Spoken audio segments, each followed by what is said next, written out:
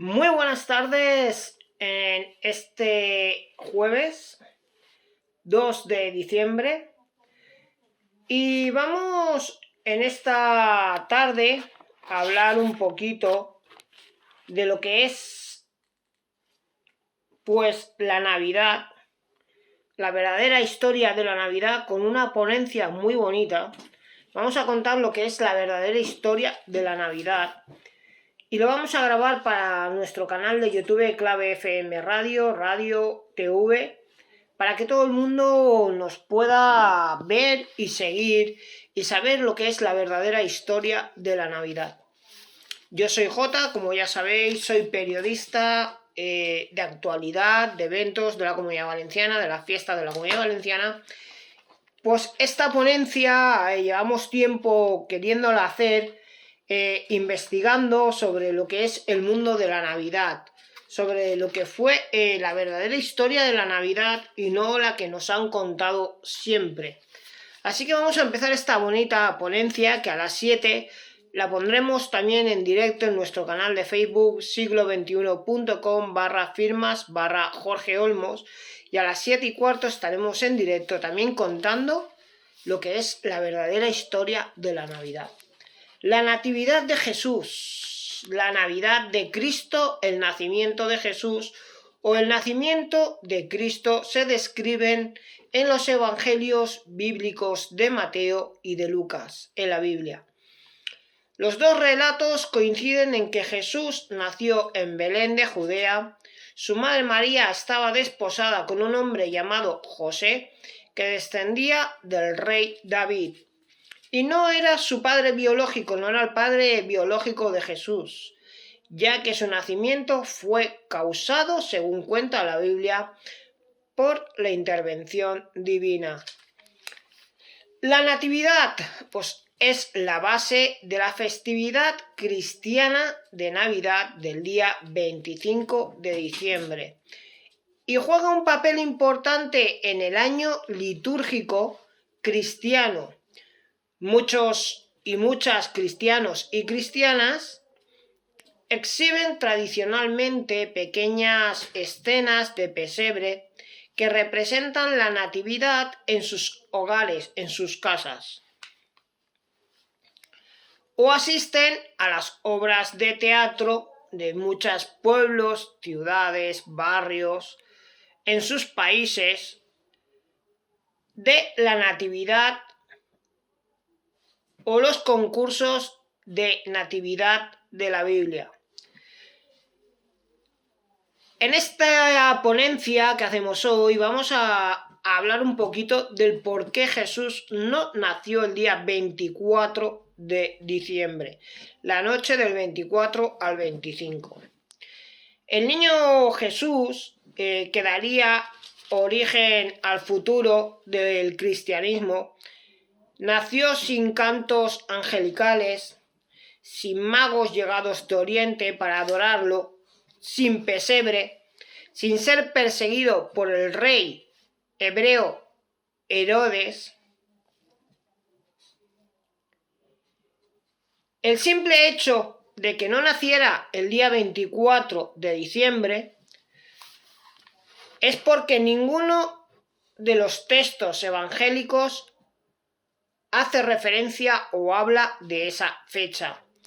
Fue una fecha escogida por la Iglesia, por el clero, por el obispado, por el arzobispado. Más tarde de esa fecha, porque los cristianos querían celebrar esta festividad de su nacimiento.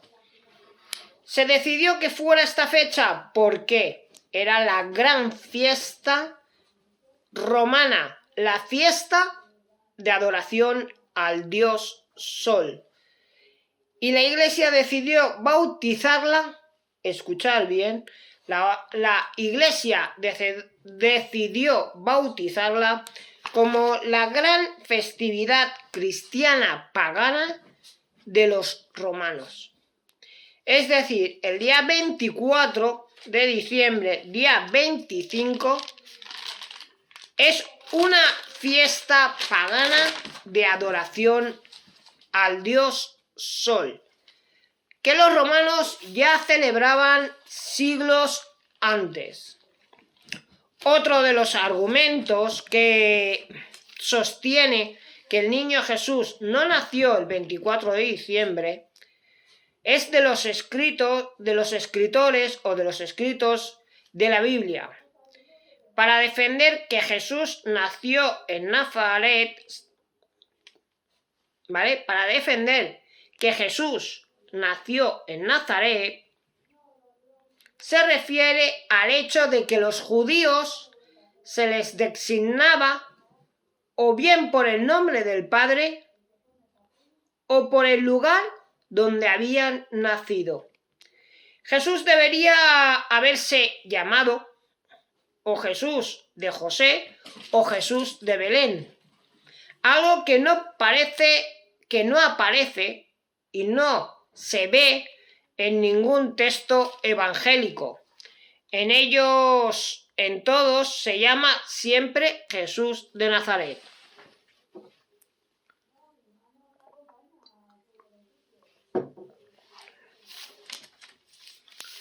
Otro de los argumentos es que en ese mes, en esas fechas, es que los rebaños se quedaban al aire libre desde la semana antes de la Pascua, es decir, en abril, hasta finales de marzo, y no volvían. O sea, imaginaros, los rebaños estaban al aire libre en la época de Pascua, finales de marzo, abril. Sitúalos, finales de marzo o abril. Y no volvían al redil a resguardarse hasta finales o principios de noviembre. Es decir, cuando las temperaturas invernales llegaban. Y en estos rediles, en estas casas donde refugiaban al rebaño, estos pasaban el invierno resguardados en las majadas. Las majadas es el redil, es el pesebre donde guardan a los rebaños. Y ese detalle basta para probar que la fecha tradicional de Nochebuena en invierno tiene pocas probabilidades de ser exacta, puesto, como cita textualmente el Evangelio, que los pastores estaban en los campos y diciembre era un mes frío, gélido, lluvioso, con temperaturas negativas, muy frías.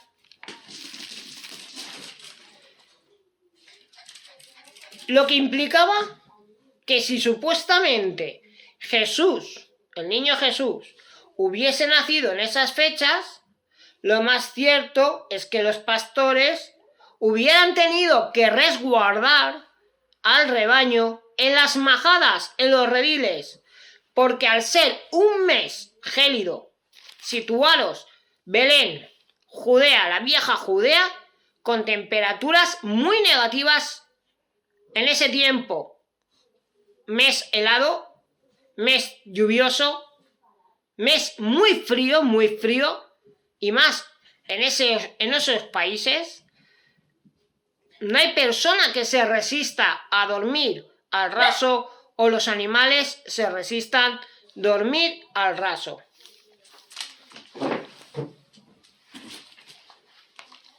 Perdón.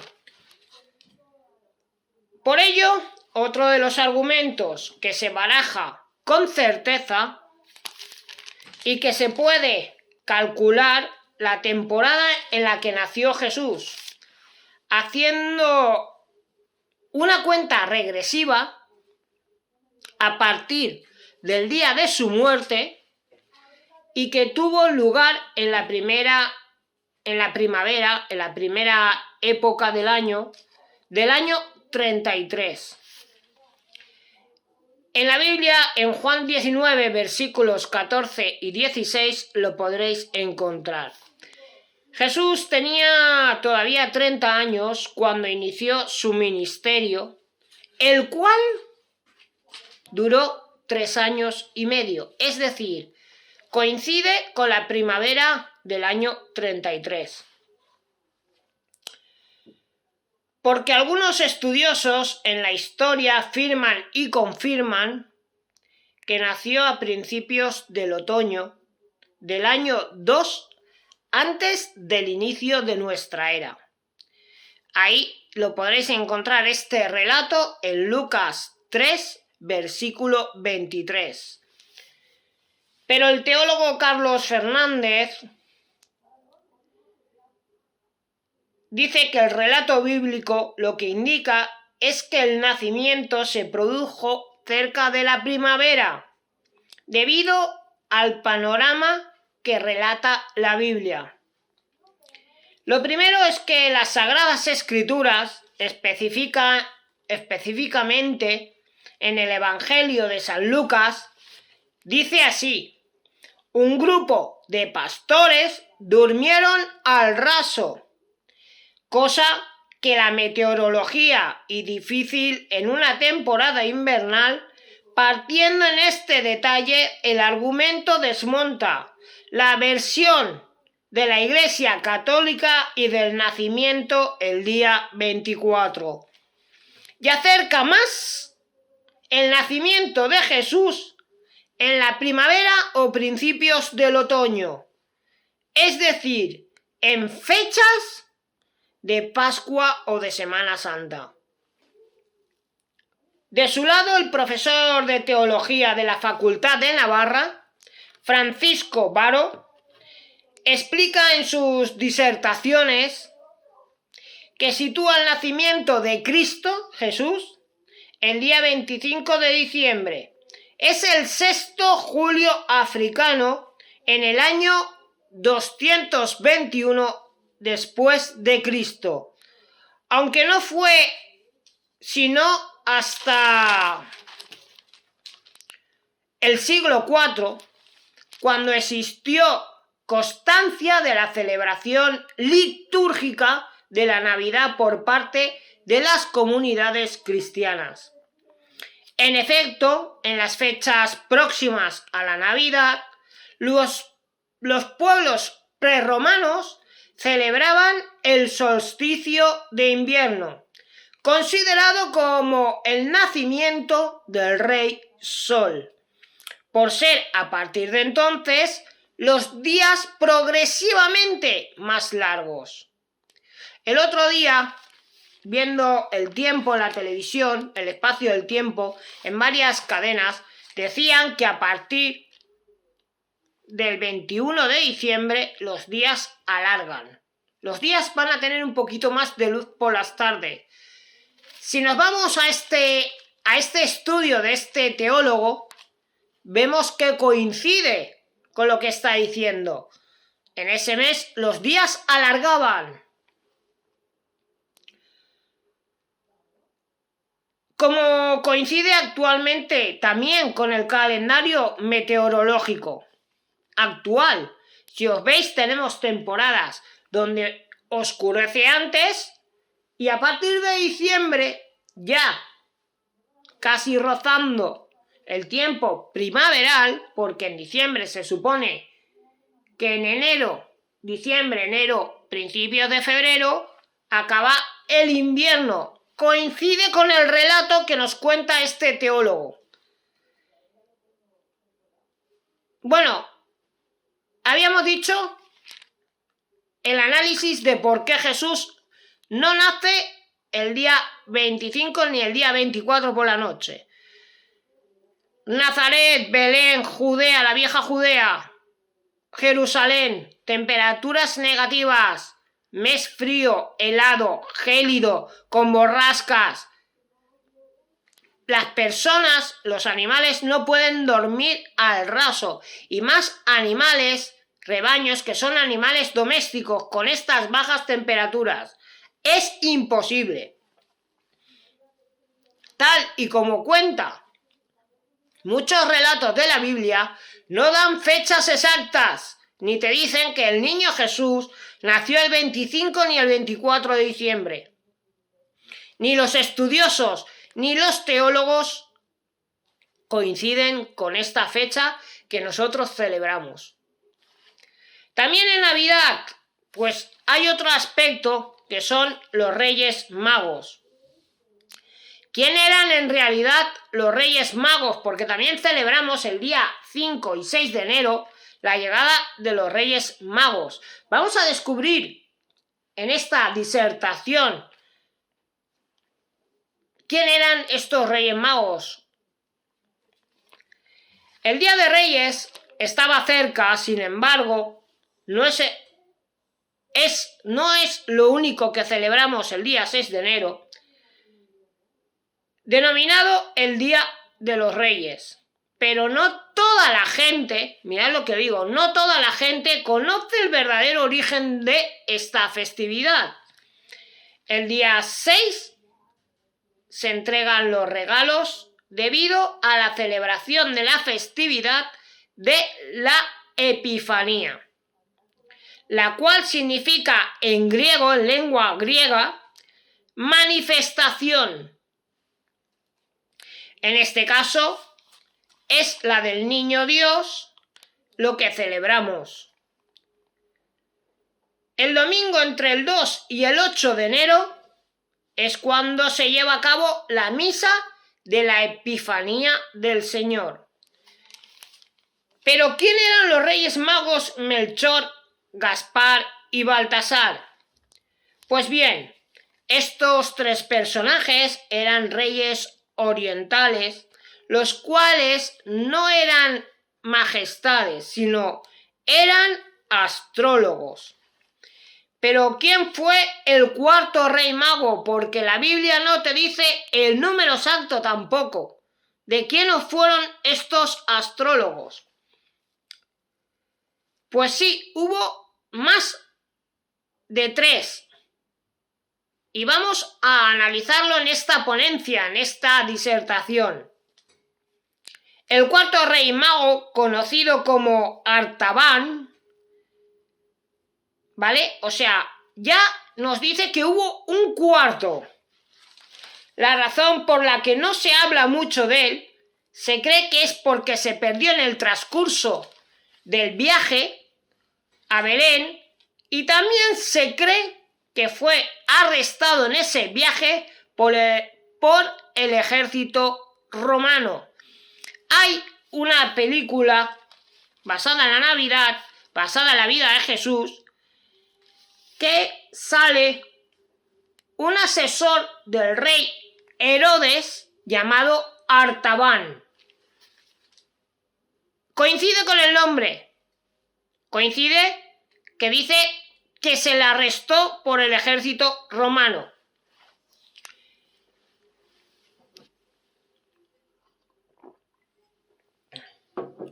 Todo lo mencionado anteriormente, según dicen las leyendas, por eso el día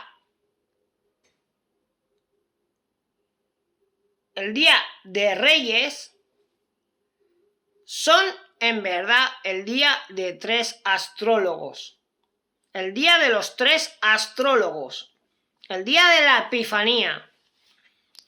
Otro de los argumentos en el Evangelio de San Mateo, sin precisar nombres, ni que fuesen reyes, ni que fuesen 3, ya no lo dice el Evangelio de Mateo, ni que fuesen reyes, ni que fuesen 3, fue en el siglo III después de Cristo cuando se estableció que pudieran ser reyes, ya que hasta entonces, por sus regalos y las iconografías que representaban, tan solo se le consideraban simples personas pudientes, o sea, simples personajes ricos. Fue también en el siglo S cuando se estableció su número en 3. O sea, ya vamos desglosando que pudo ser 3.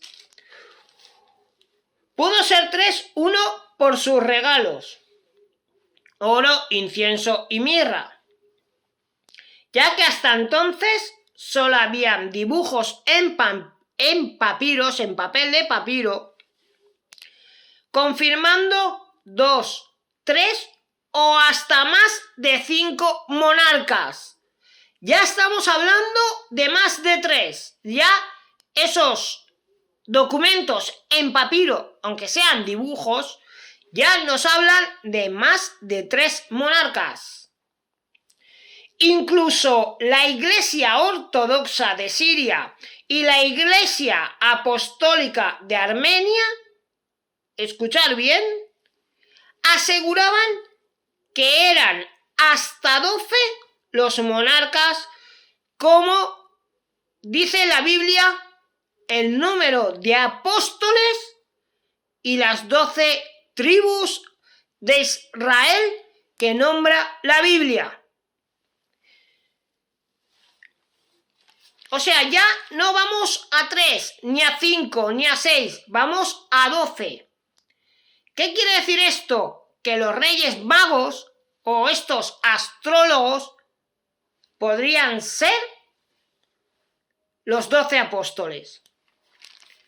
Los nombres actuales de los 3 miembros, Melchor, Gaspar y Baltasar, aparecen por primera vez en el conocido mosaico de San Apolinar, el nuevo mosaico de San Apolinar, en la ciudad de Rávena,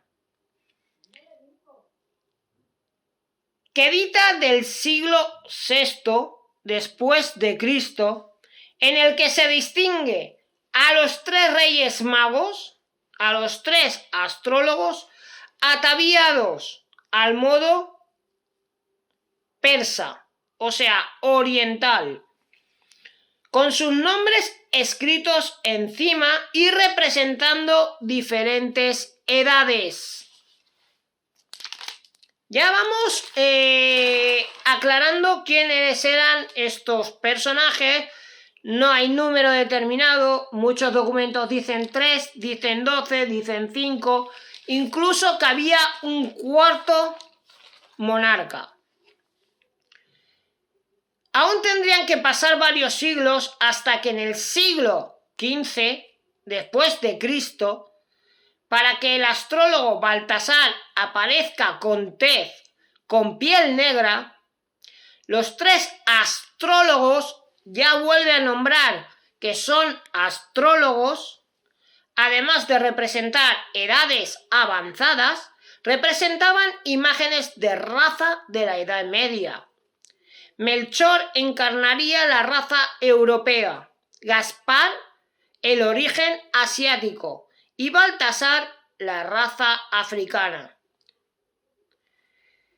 Ya vemos que están hablando de varias razas, de varias etnias y de personas pudientes, de astrólogos, de personajes importantes de la astrología.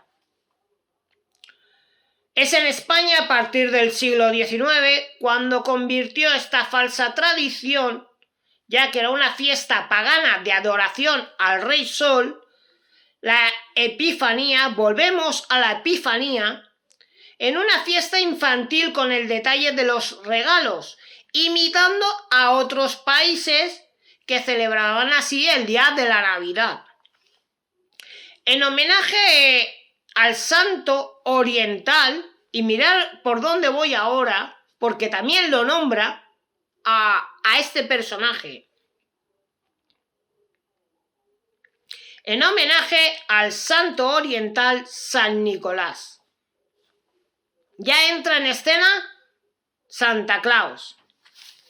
En 1866, en toda España, la primera cabalgata y más antigua de nuestro país fue la de Alcoy, de la Comunidad Valenciana, la más antigua, dita en 1866. También hay una curiosidad, porque estamos diciendo todo el rato Reyes Magos, astrólogos, Reyes Magos. La palabra mago, como representaban estos tres personajes o astrólogos, viene del lingüismo persa. Magu Usha, que significa sacerdote. O sea, ya estamos hablando de una figura religiosa. Y luego derivó al lingüismo griego Yayol Mangoy, refiriéndose a una casta de sacerdotes persas. Ya estamos hablando de la religión ortodoxa, de la religión oriental. O bien al lingüismo babilonio. Quiere decir esto, y ahora lo voy a explicar porque la última parte de quién eran estos tres personajes dice así: estudiaban el firmamento estelar en su deseo de encontrarse con Dios. O sea, no es que fueran a visitar el portal de Belén, ni fueran al nacimiento de Jesús. Estos tres miembros, y ya lo dicen bien claro varios relatos, astrólogos, estudiaban el firmamento estelar, el universo, para encontrarse con Dios, con la creación. Ahí lo dejamos. También hay otro falso mito en las Navidades. 24 de diciembre, el mito de Papá Noel o San Nicolás. Esta leyenda deriva de las épocas muy antiguas que han adornado la figura de San Nicolás de Bari de los años 280-350 a.C., obispo de Mira y santo que, según la tradición, entregó todos sus bienes a los pobres para hacerse monje y obispo por la Iglesia, distinguiéndose siempre por su generosidad, bondad hacia los más pequeños. Primer detalle. Fue en los Países Bajos, Holanda, donde Santa Claus, también conocido como San Nicolás, se convirtió en el patrón de los marineros de este país o de estos países. Y de la ciudad de Ámsterdam. Hay un libro conocido, Knickerbocker's History of New York, que en este libro narra la leyenda de Santa Claus. Fue despojado de sus atributos obispales, o sea, apartado de la iglesia y convertido en un hombre de avanzada edad, grueso, generoso, sonriente y vestido con sombrero de alas, un calzón rojo y una pipa holandesa. Detalles que vamos descubriendo porque ya tenemos que descartar que Papá Noel venga de Laponia, del Ártico.